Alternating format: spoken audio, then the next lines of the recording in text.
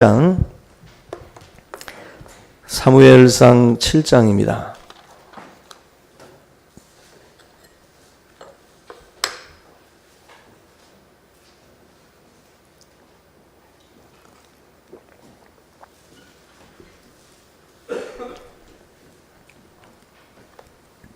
사무엘상 7장 7절부터 14절. 사무엘상 7장 7절부터 14절까지 우리 한 목소리로 봉독하겠습니다. 시작. 이스라엘 자손이 미스바에 모였다 함을 블레셋 사람들이 듣고 그들의 방백들이 이스라엘을 치러 올라온지라. 이스라엘 자손들이 듣고 블레셋 사람들을 두려워하여 이스라엘 자손이 사무엘에게 이르되 당신은 우리를 위하여 우리 하나님 여호와께 쉬지 말고 부르짖어 우리를 블레셋 사람들의 손에서 구원하시게 하소서 하니, 사무엘이 전 먹는 어린 양 하나를 가져다가 온전한 번제를 여호와께 드리고 이스라엘을 위하여 여호와께 부르짖음에 여호와께서 응답하셨더라. 사무엘이 번제를 드릴 때에 블레셋 사람이 이스라엘과 싸우려고 가까이 오매 그날에 여호와께서 블레셋 사람에게 큰 우레를 발하여 그들을 어지럽게 하시니 그들이 이스라엘 앞에 패한지라. 이스라엘 사람들이 미스바에서 나가서 블레셋 사람들을 추격하여 벳갈 아래에 이르기까지 쳤더라. 사무엘이 돌을 취하여 미스바와 센 사이에 세워 이르되 여호와께서 여기까지 우리를 도우셨다 하고 그 이름을 에벤에셀이라 하니라. 이에 블레셋 사람들이 굴복하여 다시는 이스라엘 지역 안에 들어오지 못하였으며 여호와의 손이 사무엘이 사는 날 동안에 블레셋 사람을 막으심에 블레셋 사람들이 이스라엘에게서 빼앗았던 성읍이 에그로부터 가드까지 이스라엘에게 회복되니 이스라엘이 그 사방 지역을 블레셋 사람들의 손에서 도로 찾았고 또 이스라엘과 아모리 사람 사이에 평화가 있었더라. 아멘. 우리 옆에 계신 분들과 우리 주의 이름으로 사랑합니다 한번 인사 나누겠습니다. 주의 이름으로 사랑합니다. 오늘은 에벤에셀의 하나님을 다시 한번 살펴보겠습니다. 전쟁이 일어났을 때, 또 위기가 닥쳐왔을 때, 또 두려움과 공포가 엄습해 왔을 때 하나님 앞에 해야 될 일은 기도입니다. 이스라엘 백성들도 하나님께서 또 함께 하실 줄 믿고 부르짖어 기도하기 시작을 하는데, 특별히 12장 23절도 그렇고 오늘 또 본문에서도 이스라엘 자손들이 사무엘에게 당신은 우리를 위해서 부르짖어 기도하십시오라고 부탁을 하고 있죠. 그리고 12장 23절도 가서 보시면 기도하기를 쉬는 죄를 여호와 앞에 결단코 범치 아니하겠다라고 또 사무엘이 그렇게 말씀을 합니다. 기도를 할 것인가 안 할 것인가, 이건 선택의 문제가 아니라 기도하지 않는 것은 죄라고 말씀을 해요. 해도 그만 안 해도 그만이 아니라 성경은 기도하지 않는 것은 죄라는 겁니다. 우리가 얼마나 많은 사람들이 기도하지 않는 죄를 범하고 있는지를 우리가 이 말씀을 보면서 참 느낄 수가 있어요. 죄라는 것을 도덕과 윤리적으로만 우리가 접근을 할 때가 많은데 성경은 기도하지 않는 것조차도 죄라고 말씀을 하고 있어요. 결국 질병과 가난과 또 저주, 이런 모든 것들이 기도하지 않음으로 인해서 백성들 가운데에 찾아오게 되고 또 하나님의 이 복을, 또 하나님의 도움을 또 받지 못하는 결과들을 불러오게 됩니다. 결국 하나님의 뜻대로 산다라는 것은 기도할 때 주어지는 거예요. 기도할 때 하나님의 뜻을 알게 되고 또 우리가 그 뜻대로 살고자 하는 힘을 얻게 돼요. 사실 산다는 것은 힘이 있어야 삽니다. 알지만 그렇게 못 살아요. 어떻게 살아야 되는지는 아이들도 다 압니다. 뭐가 의롭고 뭐가 선한 건지는 다 알아요. 그런데 살 힘이 없죠. 그렇게 살아갈 수 있는 것은 하나님이 주시는 힘이 있어야 살 수가 있어요. 머릿속에 있는 지식이 자기라고 생각하면 안 됩니다. 머릿속에는 우리는 아마 성인 군자들이 다 들어가 있어요. 그런데 실제적으로 행동하는 모습을 보면은 머릿속과는 다르죠. 그게 바로 살아가는 힘이 우리 속에 있지 않기 때문에 그런 거예요. 오늘 저 여러분들 이 기도를 통해서 하나님의 뜻대로 살아가는 그런 거룩한 성도로 우리가 다시 한번 또 새롭게 세워질 수 있기를 주님의 이름으로 축원합니다. 그 사람들의 죄목 한 가지씩 딱 누가 얘기하자 그러면은 기도하지 않는 죄부터 말씀하면 됩니다. 아마 이 얘기를 꺼내면은 교인의 거의 8, 90%는 머리를 푹 숙일 겁니다. 그죠? 그만큼 가장 많이 듣는 게 기도고 가장 교회를 다닌다고 하면 떠오르는 게 기도인데 가장 안 하는 게 기도고 가장 안 하는 게 성경 읽기고. 그죠? 어떻게 보면은 예수님이 가장 강조했던 게 뭐예요? 말씀과 기도죠. 근데 희한하게도 이 두 개가 제일 힘들어요. 성경책 이 한 장의 무게는 거의 한 1톤이에요. 이거 한 장 넘기는 게 그렇게 힘들죠. 그죠? 씨름에서 한 선수 넘기는 것처럼 이 한 장 한 장 넘기는 게 그렇게 힘들어요. 말씀과 기도가 중요하다는 것을 알면서도 많은 분들이 사실 이걸 제대로 하지 못하고 있습니다.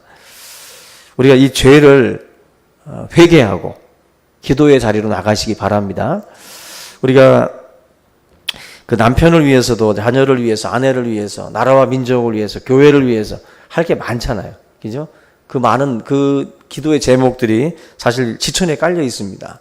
그 기도의 사명들 가지고 있는 분들 그 사명 놓치면 안 됩니다. 하나님 앞에 기도하시기 바라고요. 그 한국의 크리스찬 1000명을 대상으로 해서 설문조사를 한 적이 있는데 하루에 얼마나 기도합니까? 설문을 했어요. 우리 교회도 한번 설문조사 한번 해보면 비슷한 비율로 나오리라고 생각이 되는데 이 질문에 10분 이하라고 대답한 10분 이하는 1분일 수도 있다는 말이에요. 10분 이하로다가 대답한 사람이 남자 응답자의 60%라고 그럽니다. 기독교인들 가운데 여자는 50%. 24시간 중에 10분도 기도하지 않는다. 아마 이 사람은 그냥 식사기도도 초스피드로, 그죠? 국 식을까봐, 또 누가 집어갈까봐, 눈 바로바로 뜨지요.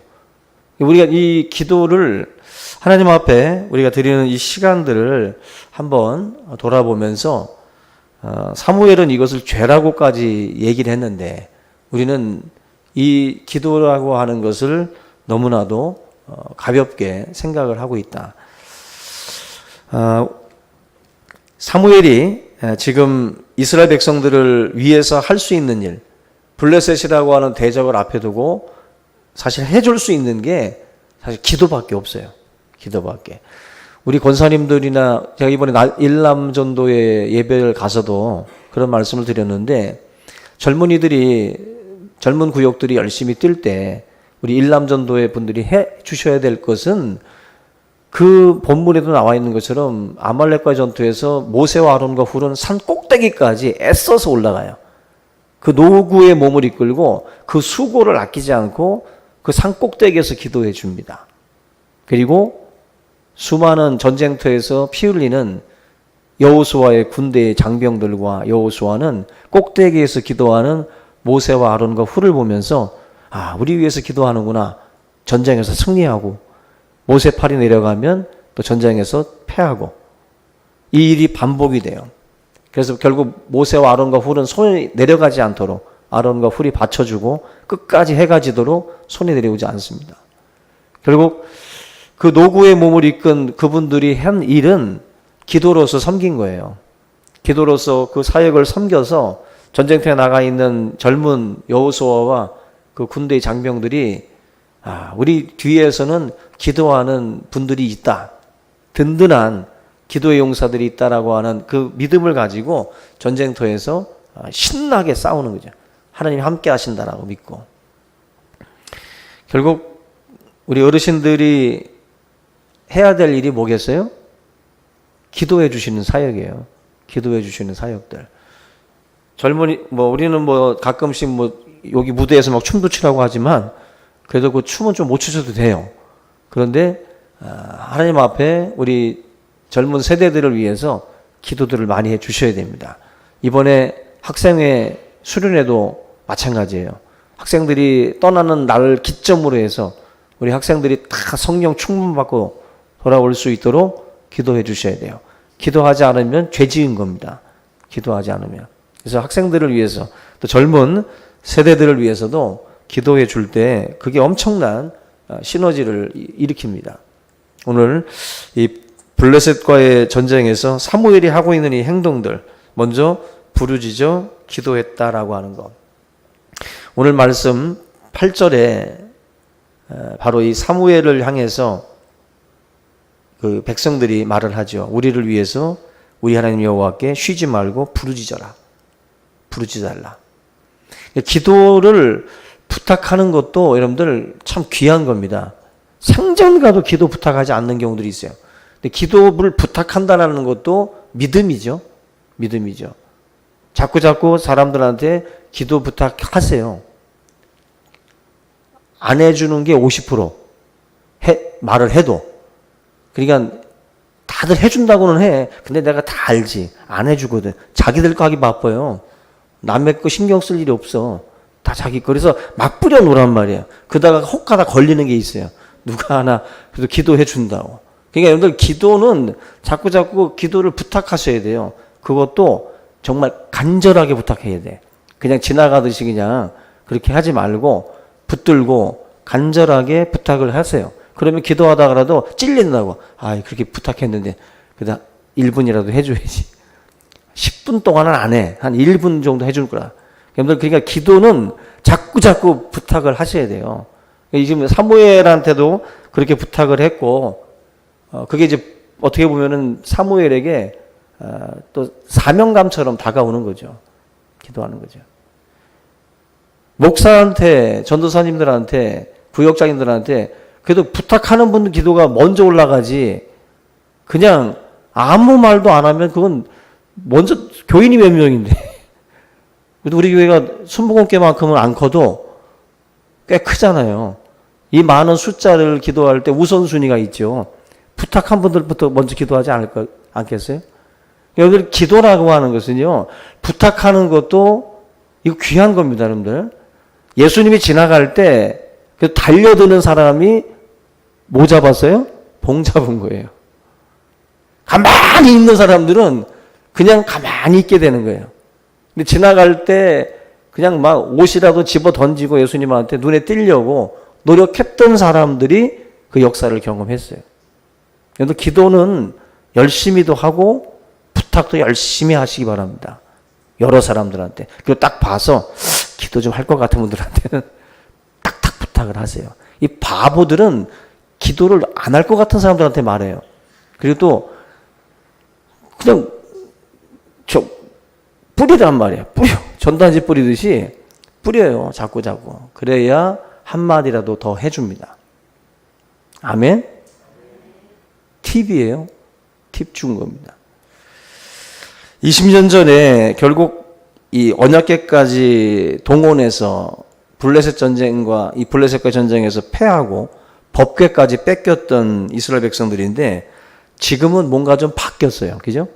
지금 뭔가 바뀌어가지고 하나님께 부르짖어 기도하면서 또 승리를 가지고 오는 모습으로 바뀌어요.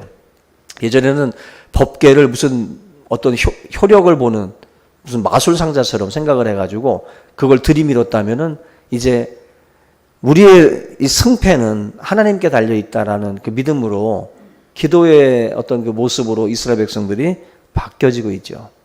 분명히 차이가 나는 그런 부분들입니다. 결국 이스라엘 백성들이 지난번에 살펴봤던 것처럼 하나님 앞에 이제 회개하고 미스바에 다 모여가지고 집단으로 공개적으로 회개 기도회 그 부흥회를 여는 거예요.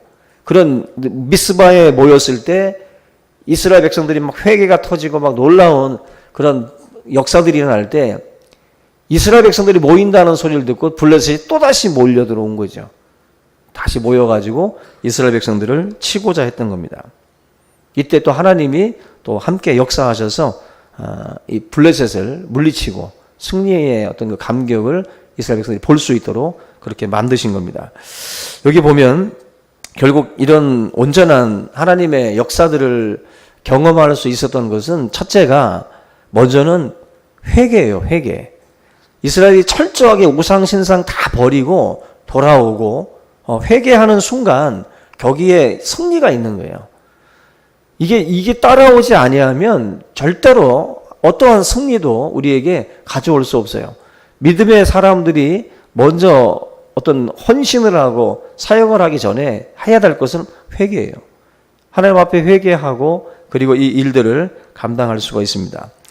여기 15절 말씀 보시면 그 승리의 감격을 이제 이스라엘 백성들이 말씀을 하는데 사무엘이 돌을 취하여 미스바와 센 사이에 세워서 이르되 여호와께서 여기까지 우리를 도우셨다 하고 그 이름을 에베네셀이라 하니라. 하나님의 도우심의 이 궤적, 하나님께서 이스라엘 백성들을 도우셨다라고 하는 그 모든 것들을 우리가 삶을 돌아보면 알 수 있는 것처럼 이스라엘 백성들 같은 경우도 미스바와 센 사이에 돌 취해서 기념비 세워놓고 하나님 일까지 도왔다. 이스라엘은 기념할 만한 일이 있으면 돌 무더기를 쌓고 기념비를 세워요. 야곱이 광야의 길을 걸어가다가도 그 베델에서 하나님을 만나고 그 돌을 기념비를 세우죠.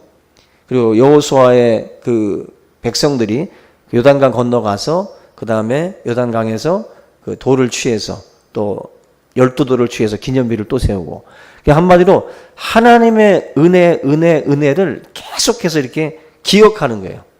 기억하는 거예요. 그러니까 어떤 분들은 과거에 하나님이 도우셨던 것들을 새카맣게 잊어버리고 그냥 하나님에 대해서 그냥 지금의 현실, 지금의 아픔과 그 고난에 대한 그 부분만을 놓고 하나님에 대해서 계속 원망하는 분들이 있어요. 근데 이 에벤에셀이라는 말, 그 에벤이라는 말이 돌입니다. 돌. 그리고 에셀이 그리고 도움이라는 뜻이에요. 도움의 돌이라는 뜻인데 여기까지 하나님 우리를 도우셨다라고 하는 그 뜻을 여기다 이제 담아놨어요. 근데 이 말을 여기다 좀 보시면 그런 느낌을 받아요. 여기까지 도우셨다라는 것은 뭐예요? 여기서부터 뭐예요? A서부터 뭐 Z까지 도우셨다는 말 아니겠어요? 여기까지 도우셨다는 말은 참 먼 시간 기점부터 시작을 해서 여기까지 도우셨다라는 것은 결국 과거에도 도우셨고 지금 여기까지도 도우셨고 이 말은 앞으로도 하나님이 우리를 도우실 것이다라고 하는 미래에 대한 기대와 또 소망이 다 담겨져 있어요. 그리고 과거에 대해서도 하나님이 우리를 도우셨다라고 감사의 고백을 여기에다 지금 사실은 담고 있는 거예요. 이 에베네셀이라고 하는 이 돌의 의미가 사실 그렇습니다. 근데 여러분들 이 에베네셀이라고 하는 이 돌을 세운 자리가, 이 자리가 굉장히 의미 있어요. 4장 1절, 5장 1절 보시면 에베네셀이라는 곳에 그 이스라엘 군대가 진을 쳤다는 기록이 있어요. 그리고 5장 1절 가서 보시면 법궤를 블레셋 군대에게 빼앗긴 장소가 어디냐면은 이 에베네셀이에요. 이 지역에서 사실은 이스라엘 백성들이 전쟁에서 패하고 그 귀한 법궤까지도 빼앗겼던 겁니다. 근데 그 빼앗겼던 이 장소가 결국 다시 하나님께서 뭐 하는 자리예요? 회복시키는 자리로 바꿔버리셨어요. 마치 안 좋은 기억이 머물러 있는 장소인데 하나님이 그 장소를 회개가 터지고 하나님 앞에 우상 버리고 이스라엘 백성들이 돌아오니까 그 기억하기도 싫었던 에베네셀 이 장소를 하나님이 바꿔버리시는 거예요. 여러분들 기억에도 굉장히 안 좋은 기억이 남아있는 어떤 그런 어떤 시간이나 장소나 뭐 이런 것들 여러 가지가 있을 수 있어요. 절망의 자리, 그죠? 패배의 자리, 그런 실패의 자리들이 있을 텐데 하나님께서는 그걸 에베네셀은 결국 바꾸시는 하나님을 우리가 보여줘요. 그 절망의 자리인데 하나님의 소망의 자리로 바꾸고 패배하고 뺏겼던 자리인데 하나님의 승리하고 또 되찾아오는 자리로 그 자리를 바꾸십니다. 그러는 그 하나님을 저와 여러분들이 이 시간을 통해서 다시 한번 깨닫길 바라고, 절대로 믿는 자들은 뭐 징크스라는 말이 있잖아요. 그죠? 징크스가 있고 뭔가 이 실패하고 패배한 어떤 그것에 대해서 상당한 두려움들이 있어요.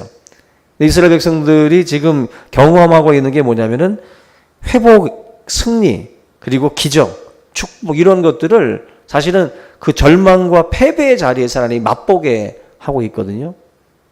여러분들이 사실은 이런 경험들이 우리에게 사실은 필요한 거예요. 필요한 겁니다. 절망의 자리가 변해서 희망의 자리가 되고 상처받은 자리가 변해서 또 축복의 자리로 바꿔지는 것. 이거 믿는 것이 바로 우리 믿음의 사람들입니다. 여러분들의 삶의 자리도 얼마든지 하나님께서 함께 하시면, 에베네셀의 하나님이 함께 하시면 그런 자리 바꿈의 역사들이 함께 나타날 줄로 믿습니다. 그 믿음으로 우리 저나 여러분들이 어떤 그러한 어떤 눌림이죠. 이것도 막 눌리는 분들이 있잖아요. 그런 자리. 거기에 눌려 있지 마세요. 하나님을 믿는 사람들은 가위 눌리듯이 막 거기에 눌려 계시지 말고 하나님이 역사하시면 다시 바뀔 수 있습니다. 그 믿음으로 우리가 승리할 수 있기를 바랍니다. 결국 여기까지 도우신 하나님이라고 하는 것은 우리가 잘나서 여기까지 온 게 아니라 하나님께서 하셨기 때문에 여기까지 왔다라고 하는 신앙적 고백이거든요. 한마디로 한경직 목사님도 그 템플턴상 받을 때, 뭐 종교인들에게는 노벨상인데 그 템플턴상을 받을 때 그분이 고백을 했습니다. 바로 신사 참배한 것에 대해서 그 자리, 시상식 자리에서 고백을 했어요. 부끄러웠던 순간인데 그 순간을 하나님 앞에 고백했고 회중들 앞에서 고백을 했어요. 그래서 그분을 사실은 우리 한국 교회의 성자라고 부르는 이유가 그분이 마냥 깨끗하고 마냥 잘나서가 아니라 참 그런 자리에서 자기의 치부를 드러내고 고백했다라고 하는 것 자체도 참 귀한 겁니다. 저와 여러분들, 하나님께서 돕지 아니하시면 우리가 여기까지 못 와요. 하나님께서 13년의 시간을 우리가 여기까지 올 수 있게 하신 것도 주님의 은혜인 줄로 믿습니다. 저와 여러분들의 삶의 자리에도 마찬가지예요. 하나님이 함께 하시니까 우리가 여기까지 오는 겁니다. 하나님이 함께 하지 아니하시면 안 돼요. 결국 에베네셀의 하나님이라고 하는 것은 과거부터 시작해서 현재, 미래까지 하나님이 우리와 함께 하지 아니하시면 안 됩니다라고 하는 고백이에요. 고백. 우리 충신교회는 하나님이 함께 하지 아니하시면 안 됩니다. 찬송가에 보면은 지금까지 지내온 것 주의 크신 은혜라. 그죠? 또 자나깨나 주의 손이 항상 살펴주시고 모든 일을 주 안에서 형통하게 하시네. 지금까지 지내온 모든 것이 주의 크신 은혜다. 주님의 크신, 이게 무슨 뭐 입버릇처럼 말하는 게 아니라 정말 주님의 은혜가 아니면 아무것도 아니다. 이게 사실은 우리들의 고백이 돼야 돼요. 근데 이 감사가 없는 사람들은 그러한 것들을 헤아리지 못해요. 하나님의 손길을 헤아리지 못하고 하나님의 도움의 그 궤적들을 우리가 따라가지 못합니다. 재미난 이야기 중에 그 콩고 랜튼이라고 하는 영국의 그 뭐 귀족이라고 할 수 있는 분이 있는데, 이분이 오늘 아침에 부엌문 앞을 지나가는데 뭐 거기서 일하시는 그 요리사가 중얼거리면서 5파운드만 있으면 참 얼마나 좋을까. 5파운드. 뭐 우리나라 돈으로 얼마 되는지 모르겠는데 한 5,000원 되나요? 5파운드만 좀 있었으면 좋겠다고 막 뭔가 이렇게 투덜거리니까 이 콩고 랜튼 경이 그 소리를 듣고 그냥 그 자리에서 그냥 5파운드를 줬대요. 5파운드를. 그랬더니 막 그냥 호들갑을 떨면서 감사하다고 막 인사를 하더랍니다. 그러더니 절로 지나가면서 왜 10파운드라고 안 했을까 하면서 그러면서 지나가더래요. 우리도 그럴 때 있잖아요. 그죠? 왜 기도할 때 너무 딱 들어맞을 때, 그죠? 내가 기도한 내용과 너무 딱 들어맞을 때, 그럴 때 왜 좀 더 크게 구하지 않았을까? 그런 후회가 막 밀려오죠. 우리가 이게 우리의 기질이에요. 우리는 감사를 먼저 생각하기보다 아쉽고 후회되고 뭔가 잡는 순간 딴 데를 또 봐요. 우리는 잡는 순간 목표가 이루어지는 순간 바로 또 다른 것을 봅니다. 만족이 없어요. 만족이. 그러다 보니까 감사라고 하는 것을 계속 미뤄요. 잡는 순간 사라져버리니까 그게 또 미뤄. 저쪽 것을 또 취하기 전까지는 또 미뤄. 계속해서 미루어 가는 거죠. 여기까지 도우신 하나님을 찬양하고 또 그 순간을 감사하고 누려야 돼요. 여러분 누리십니까? 여러분 누리세요? 삶을? 누리시는 분들이 많지 않더라고 보면. 그죠? 이 밑에 있는 사람들이 볼 땐 저 사람들이 누려도 될 텐데도 못 누려. 또 올라가 보면 또 거기서부터 또 못 누려요. 왜 그럴까요? 계속해서 미루고 있는 거예요. 계속해서 미루고 있는 거예요. 만족하는 법을 배우지 못하고 누리는 것 자체를 어떻게 보면은 모르는 분들이죠. 저는 어떨 때 보면은 우리 그 어르신들 가운데도 그냥 평생을 그냥 벌기만 하고 영화도 한 번 안 봐. 뭐 맛있는 음식도 제대로 못 드셔보셔. 뭐 좋은 옷도 별로 못 입어보고. 그냥 누리기보다 그냥 계속 막 그냥 모으는 데만 급급하다가 주님이 빨리 오라고 그래서 또 가시는 분들이 있어요. 아쉽지 않습니까? 그런 거 보면. 우리가 각자에게는 주어진 삶이 있어요. 하나님이 여러분들이 자녀를 키우지만 자녀를 위한 인생 말고 여러분들의 삶이라는 게 있어요. 하나님이 이 땅에 보내실 때 여러분들에게 주신 삶이 있다고. 그 삶에서 감사하고 그 삶에서 기뻐하고 누릴 가치들이 분명히 있는데 그걸 다 그냥 밀어버리는 거죠. 밀어버리는 거. 그러면서 마음속에는 병이 들고 마음속에서는 계속 원망이 있고 불평이 있으면서도 그걸 계속 끌고 가는 거예요. 하나님은 각자에게 주신 70, 80의 삶이 있습니다. 다. 여러분들이 그걸 누리다 가셔야 돼요. 자기들에게 주어진 삶의 소중한 시간들이 있어요. 여러분들한테 준 시간이에요. 여러분들한테. 근데 그러한 것들을 제대로 우리가 누리지 못하는 거죠. 항상 이런 여기까지도 하나님이 도우셨고 하나님의 손길이고 하나님의 축복이라는 것을 우리가 깨달으면 감사하고 그걸 즐기고 그걸 누리셔야 돼요. 그걸. 모든 강물이 다 바다로 흘러가도 그 바다를 채울 수 없다라고 그랬습니다. 그죠? 이 세상에 온갖 물줄기가 많잖아요. 근데 그게 다 바다로 향해 들어갑니다. 그래도 바다는 만족을 못해요. 안 채워집니다. 욕심이라는 게 바로 그렇다라고 성경이 말씀을 해요. 아무리 먹어도 만족하지 않는 바다처럼 우리의 삶도 사실은 그런 모습으로 나아갈 때가 너무나도 많다는 것입니다. 우리가 신앙생활이라고 하는 것은 가장 기본이 감사예요. 감사가 없으면 신앙은 이미 다 틀린 겁니다. 범사에 감사하라. 그죠? 쉬지 말고 기도하라. 그죠? 항상 기뻐하라. 이게 신앙의 기본이고 이 세 가지가 우리의 모습에서 없으면 이건 이미 그리스도인의 빛을 나타내지 못하는 거예요. 살면서 언제나 어두운 사람들이 있죠. 교회를 다니면서도 어두운 사람들. 과연 예수 그리스도의 영광의 빛이 그들 가운데에 머물러 있는가? 과연 예수님이 그 안에 있는가? 예수를 만난 사람들에게 그런 어두움이 그렇게 나타난다라는 것은 있을 수가 없는 일이에요. 우리 여러분들의 삶에 정말 기쁨과 감사가 차고 넘치기를 바랍니다. 그리고 알프스 산맥에서 그 목동들이 그 양을 칠 때 그들이 오랫동안 내려오는 전통이 있대요. 그 윗 지역에서 그 양을 치던 목동들이 해질녘에 내려오면서 그 소리를 지르는데 이렇게 외친다고 그래요. 주께서 여기까지 우리를 도우셨습니다. 그 이름을 찬양합시다. 이게 그 알프스 산맥의 그 목동들이 이 일들을 마치고 내려오면서 그런 외침들을 한다는 거예요.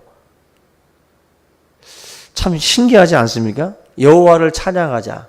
그리고 여호와께 감사하다. 이런 고백들을 그 알프스의 목동들이 그렇게 한다는 거죠. 근데 사실 이들이 양을 칠 때 맹수들이 습격할 때도 있고 갑자기 세찬 비바람이 쳐가지고 양들을 또 급하게 또 뭐 나무나 이런 쪽으로다가 또 피신을 시켜야 되는 그런 수고로움들이 없는 게 아니라는 거예요.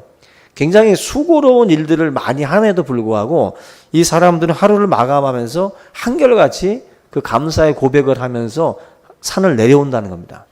산을 내려온다는 거예요. 인생은요, 해석이다라는 말이 있습니다. 해석.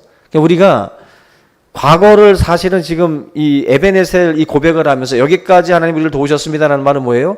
과거서부터 여기까지 하나님이 우리와 함께 하셨고 하나님께 감사하다라고 하는 그 해석이에요. 그게 지금. 그러니까 삶은 꿈보다 해몽이라는 말이 있는 것처럼 삶이라는 것도 저와 여러분들이 해석을 잘해야 돼요. 지금 에베네셀이라고 하는 이 해석을 이스라엘 백성들이 하면서 그들은 지금 과거부터 지금까지 도우시는 하나님에 대해서 지금 영광을 돌리고 있다라고 하는 것입니다. 어떠한 마음가짐으로 해석을 하느냐에 따라서 우리 인생도 사실은 달라지는 거예요. 그 밀레가 그린 그림 중에 그 두 부부가 이게 해질녘 이게 머리 이게 숙이고 있는 그 그림 있지 않습니까? 그 그림에 보면은 원래 그 그림이 밑에 이제 원래는 아기의 그 시신을 담아놓은 관이 놓여 있대요. 그게 원래는 그 관이 놓여 있어서 아기를 묻기 전에 그 두 부부가 고뇌에 찬 그 기도를 사실은 하고 있는 그림이라는 거예요. 근데 이 그림을 선배한테 보여주니까 선배가 이런 말을 했답니다. 다 좋다는 거야. 뭐 애틋한 사연, 아름다운 전원, 또 이런 황혼, 감사기도 다 좋은데 저기에 있는 아기 저 관 그림을 빼고 저기다가 바구니를 넣으면 좋겠다. 바구니에 담겨진 어떤 그 소출, 그죠? 얻어진 수확물들을 거기다 담는 그러한 식으로다가 그림을 좀 바꾸면 좋겠다.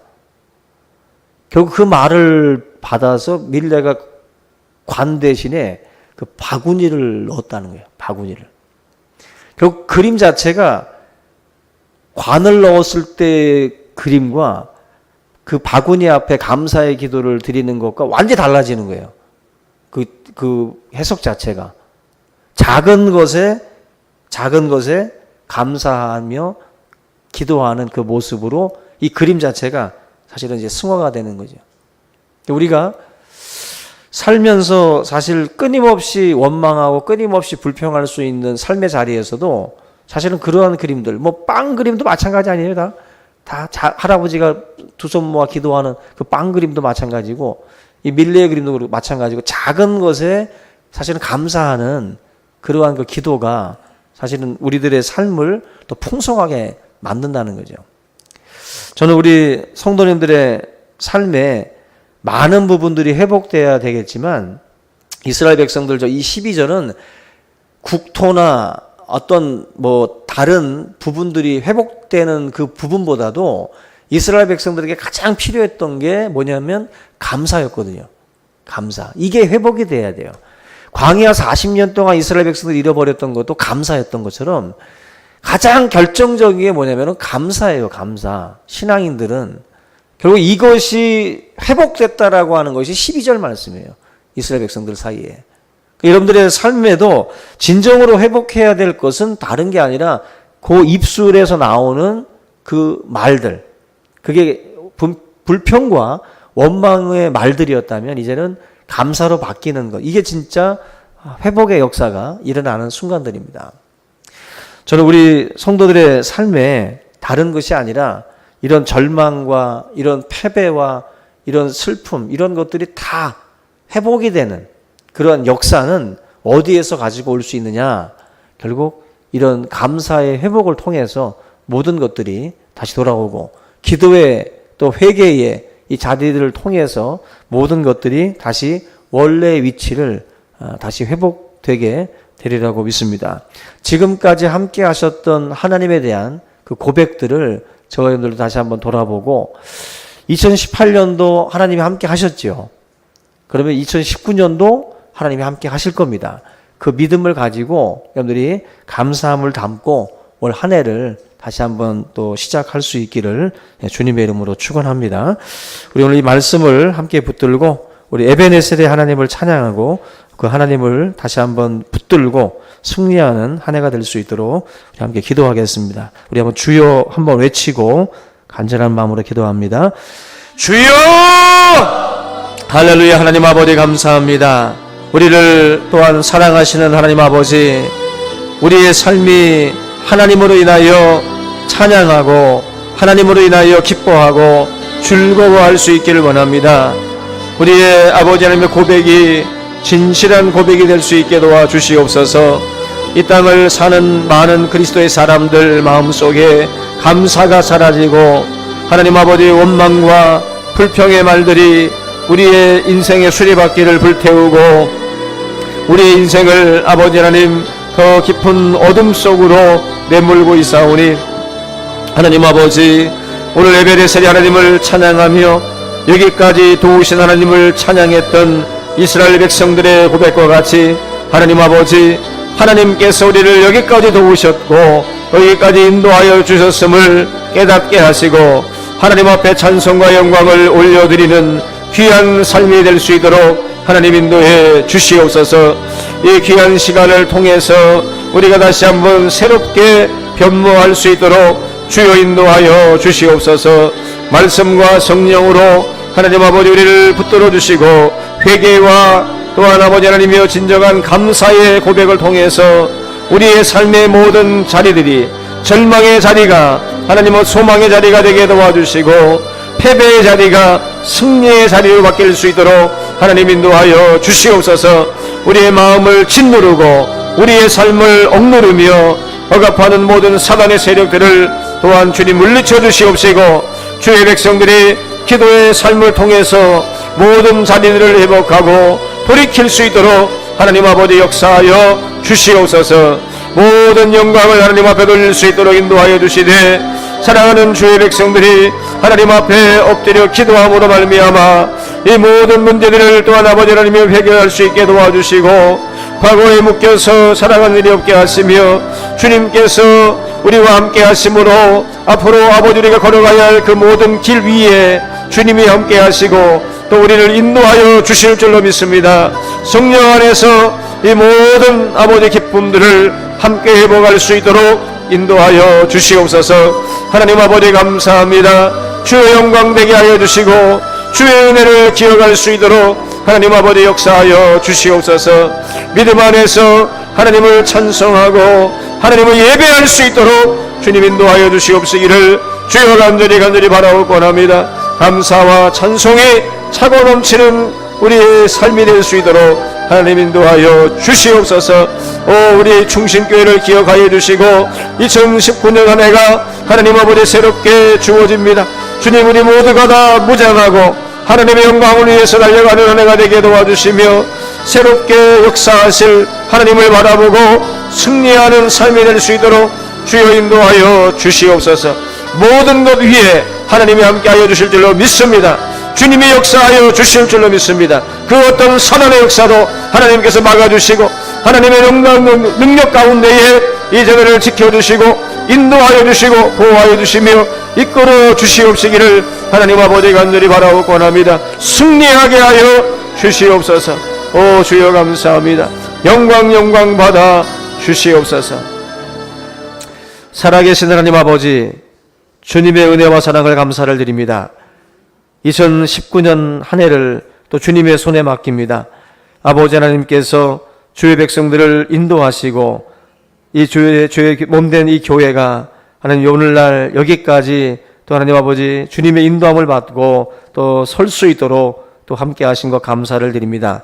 우리 모든 충신교회 모든 성도들이 다시 하나님 앞에 마음을 다하고 뜻을 다하고 성품을 다해서 주요 하나님을 사랑하고 주요 하나님만을 믿고 따를 수 있는 그런 마음의 준비가 이 시간 되어질 수 있도록 인도해 주시옵소서. 하나님 아버지, 주의 교회에 주님 능력으로 붙들어 주시고 음부의 권세가 또 아버지 하나님 이 교회를 흔들지 못하게 하시며 하나님의 거룩한 영광이 이 제단 가운데에 함께 할 수 있도록 인도하여 주시옵소서. 에베네셀의 하나님께서 주의 백성들을 붙들어 주시고 범사에 감사하고 또 항상 기뻐하며 또 기도하는 가운데에 주의 몸된 교회를 또한 아버지 참으로 하나님의 뜻하신 또 사명의 그 자리까지 또 끌고 나갈 수 있도록 인도하여 주시옵소서. 하나님 아버지, 한 사람 한 사람 주의 성령으로 붙들어 주시고 마음 가운데 있는 또 아버지 패배의 그 모든 생각들과 또 아버지 하나님 주저앉아 있는 모든 성도들의 마음을 다시 한번 회복시켜 주시고 주의 권능으로 말미암아 주의 백성들이 다시 달리 다금할 수 있는 그러한 귀한 삶이 될 수 있도록 인도하여 주시옵소서. 주 하나님 아버지께서 이 몸된 교회가 오직 하나님만을 높이는 거룩한 교회가 될 수 있도록 주님 붙들어 주시옵시기를 간절히 바라옵고나오며 예수님 거룩하시는 받들어 기도하옵나이다. 아멘.